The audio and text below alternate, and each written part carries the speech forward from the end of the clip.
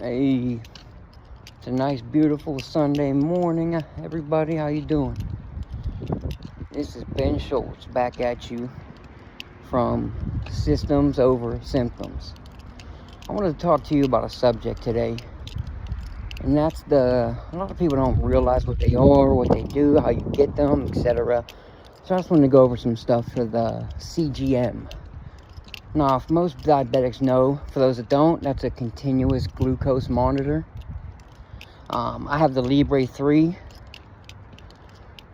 I've talked to a few people that were interested in it, but their sugar wasn't high enough, or their doctor couldn't prescribe them one because their A1C wasn't high enough. First of all, the first myth I want to dispel is you do not need a prescription to get a CGM. You can walk into almost any pharmacy and buy a CGM. You don't even need a special reader with most of them. Like mine works with my smartphone. I download an app and I open up the app and I can see my blood sugar instantly. I mean, it's a great tool, but like every tool, you have to use it with safety guidelines in mind. Okay, with the CGMs, a problem people have ran into is they were getting readings that were off.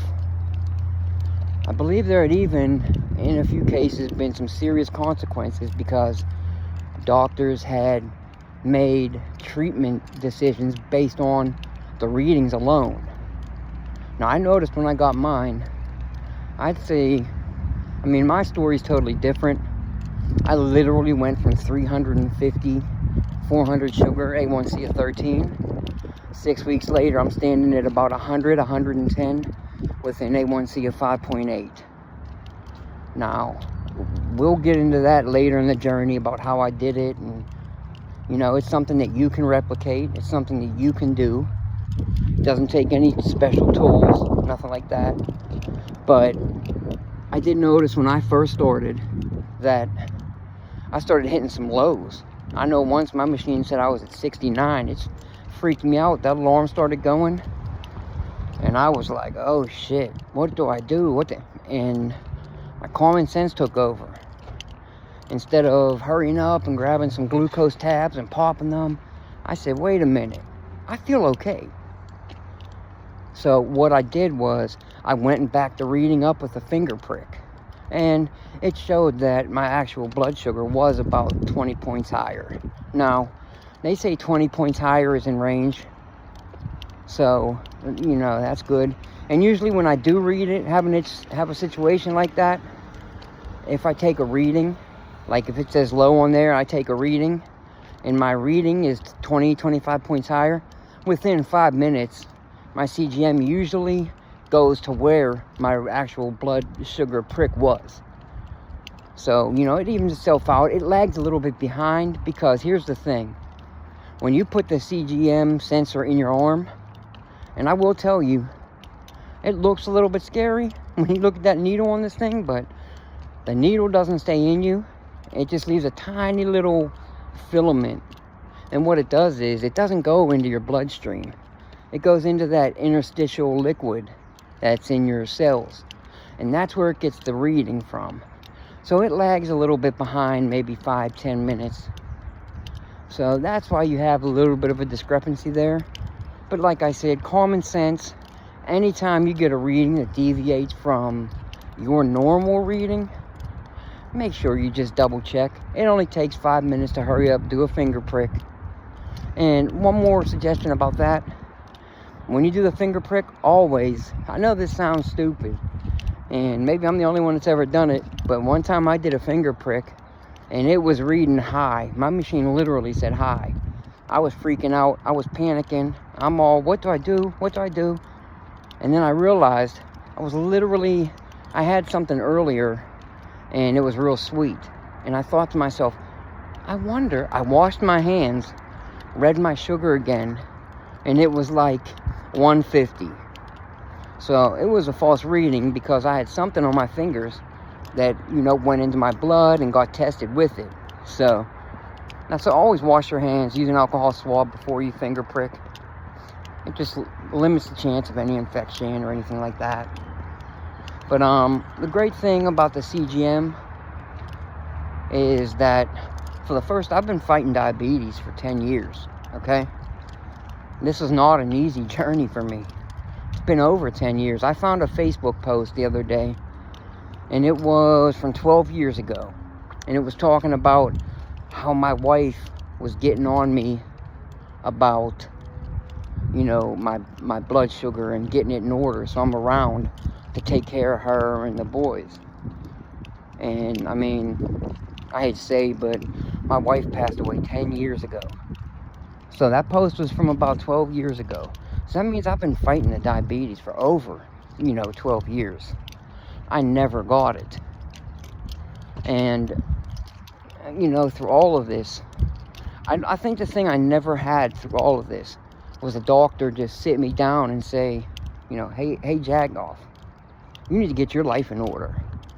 I've had doctors tell me, oh, I don't want you to feel bad that you can never have another pop again. So you can have pop, but cut it down to one a day. I think what I really needed was a doctor to say, hey, buddy, you want to see your boys grow up? Well, then get your ass in order. Because the way you're acting, you're not going to be around long. I think I needed someone to really just speak real facts to me. Not the feelings police. Not the, oh, we don't want you to be upset. No, here's what's happening, man. 10 years, you're not going to have any feet. Because your diabetes has been wrecking your veins and your heart. And you're going to lose your feet. No more walking on the beach, pal. No more, dragging your feet through the sand on a hot summer day. None of that. And that's what the CGM did for me. Was it brought, it almost forced. It almost forced accountability. As soon as I put that on my arm on a Friday night, and I seen those numbers, usually I would take a finger prick.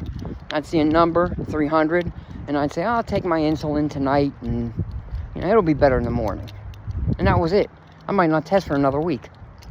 There were times I went into the hospital for unrelated stuff, and they test me, and they're like, do you know your sugar's 500? And I'm like, no, I feel fine. Now my sugar goes up to 180, and my heart literally starts beating because my body is so attuned to being in range now after 6 weeks that when it gets that high, I start to panic. Now the CGM, like I said, it forced accountability. When I looked at that 300, 350, when I first put that sensor in, I'm like, oh my God, okay. And the next day, same thing. I look, it's 250, took my insulin, I woke up, it was still 250, 300. I'm like, you know what, maybe it's the insulin, Maybe that's what's causing it. Maybe my insulin's bad, it froze in the fridge, something. So that Friday night, I get new insulin. I take my first Mounjaro shot. I wake up in the morning, 1:30. Oh my God, it must have been the insulin. It had to have been. So that night, it's still 120, 130, and I'm thinking to myself, okay, what do I do now? It's 120, 130, and I'm a little scared to take the insulin because I don't want it to crash overnight. So I ended up not taking the insulin. I knew when I woke up Sunday, it was going to be sky high. I woke up Sunday, it was still 130. I said, oh my God. And I waited all day. I waited literally all day for that shoe to drop. And it never did. So, Monday comes around and I call up my doctor and I'm like, hey, I gotta see you. I have to. So they got me in and I went into the doctor's office. And I showed her the readings, and she looked at me, and she confirmed, what I was thinking, which was, hey, stop your insulin. So that's what I did. That was 6 weeks ago. I haven't touched insulin since. My sugar has been in the green range for 98% of the time in the last 6 weeks. My GMI, which is like the glucose management indicator, which is kind of like a cheap A1C maybe, it is, right now is 5.8 over the last 7 days. Over the last 30 days, it's 6.1. I came from a A1C of 13%. So that's what the, you know, continuous glucose monitor did for me. So if you need that in your life, not having a prescription isn't enough to stop you. I think if you go in a store for about $50, you can get it for a month. You put the little button on your arm. There's these little things called grips you can get. It's a little covering for it, holds it on real nice.